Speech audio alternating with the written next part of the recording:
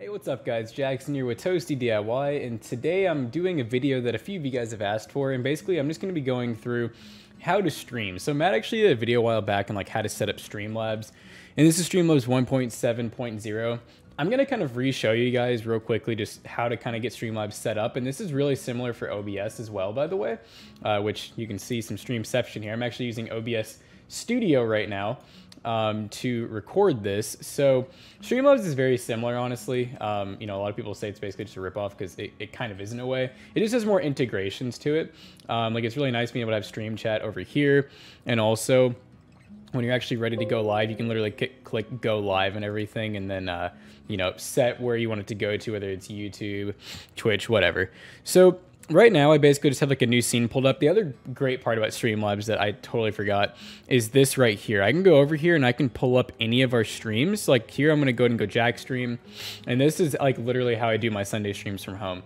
So as you can see, it's pulled everything up. Right now, I am using my webcam on OBS, so it's going to make it to where we can't have a webcam.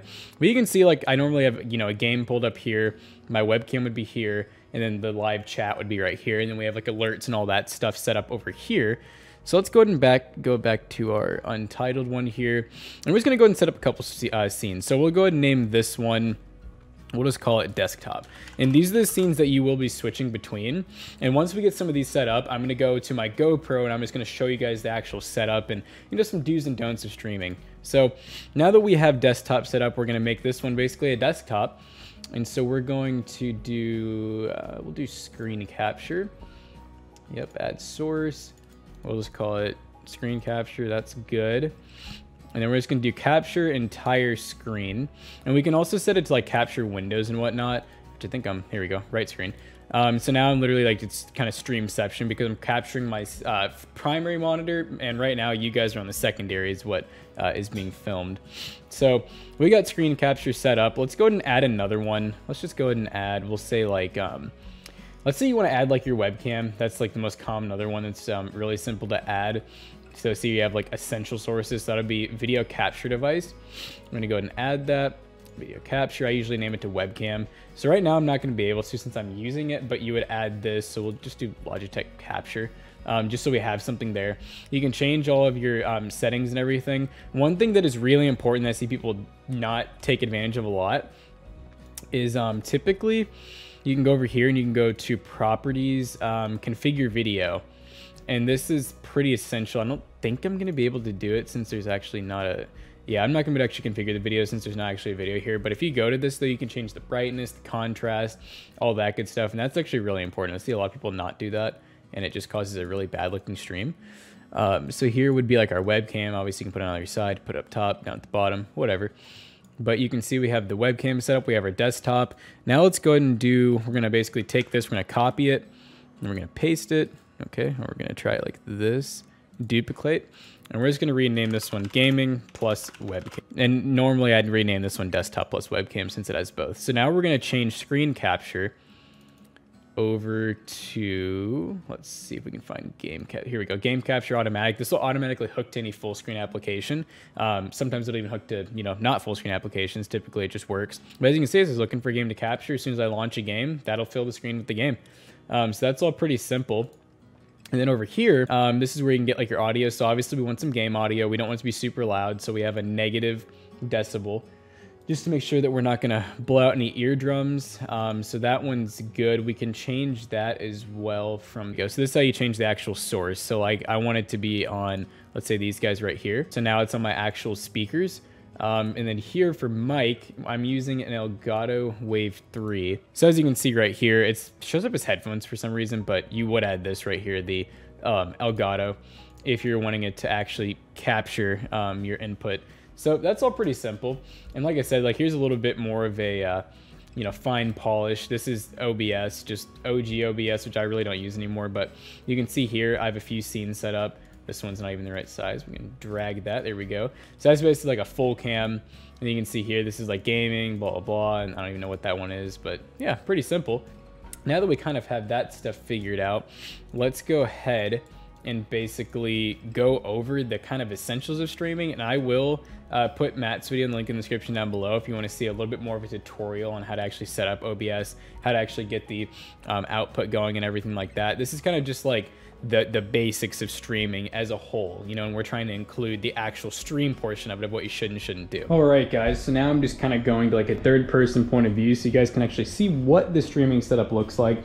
Now, obviously this can come in all different shapes and sizes. I would say mine is a little bit overkill if you're doing beginning streaming. It's definitely not anything you absolutely need because I've, you know, obviously upgraded over the years. So some of the essentials are lighting. So you can see here I actually have, you know, just an overhead light, and then we have a key light air, which is from Elgato. I mean, it's expensive. You're looking at like $100 for something like this.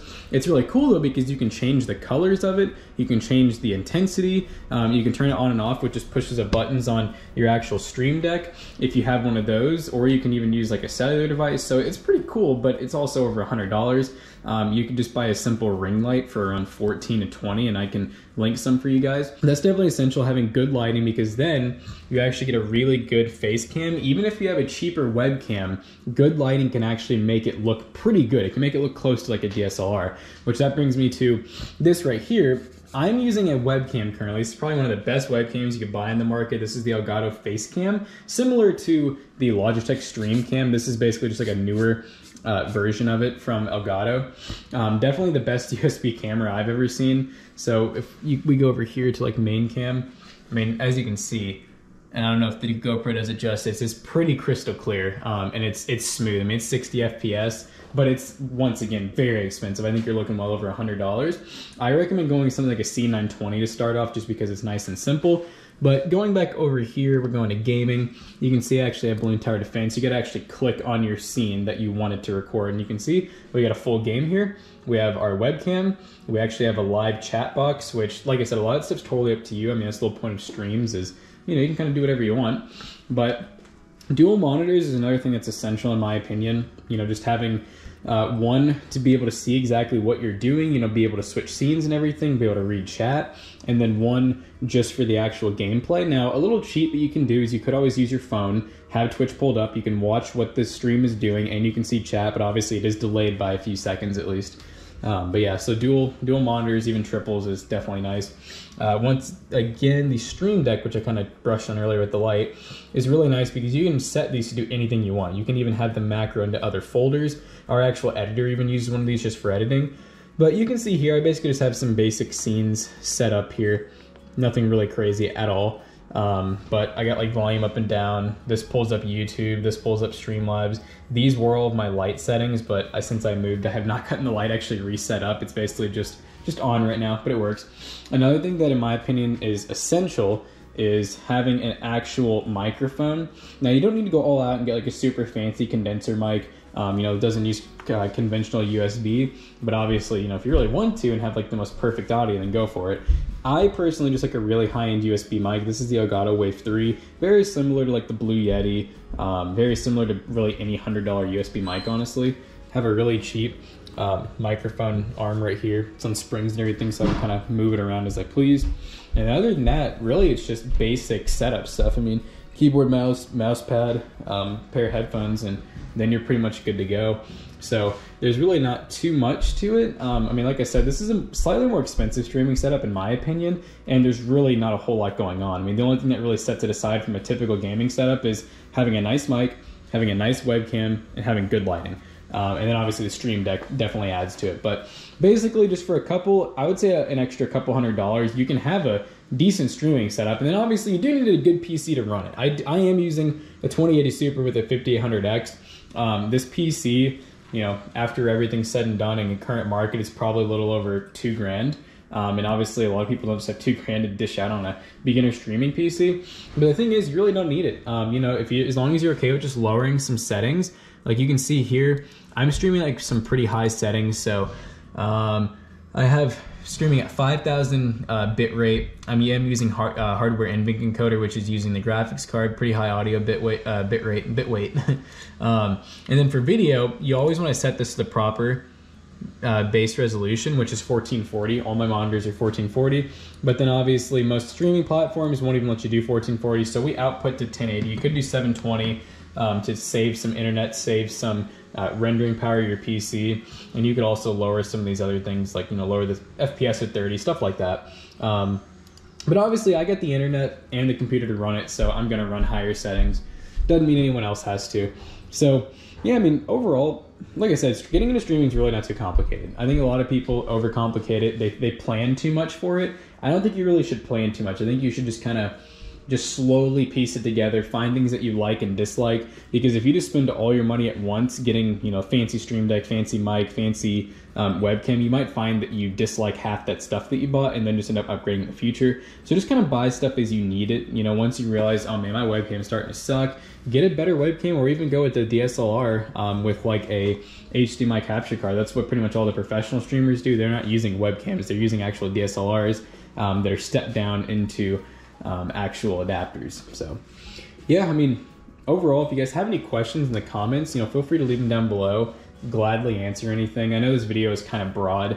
I didn't really just want to touch on like any single subject. I was kind of just going for like, hey, these are all of like, you know, the basics for streaming. This is what my streaming setup looks like. You know, the things I do recommend spending money on, the things I don't really recommend spending money on. And then, yeah, maybe in the future, if you guys want me to do a video on like an actual stream, like I could actually, you know, maybe live stream or just record it and pretend that I'm streaming to kind of give you guys an idea on like what the best way to interact with chat is, how to handle certain situations, and let me know in the comment section down below. But overall, hope you guys enjoyed today's video. If you did, leave a thumbs up. See you guys in the next one.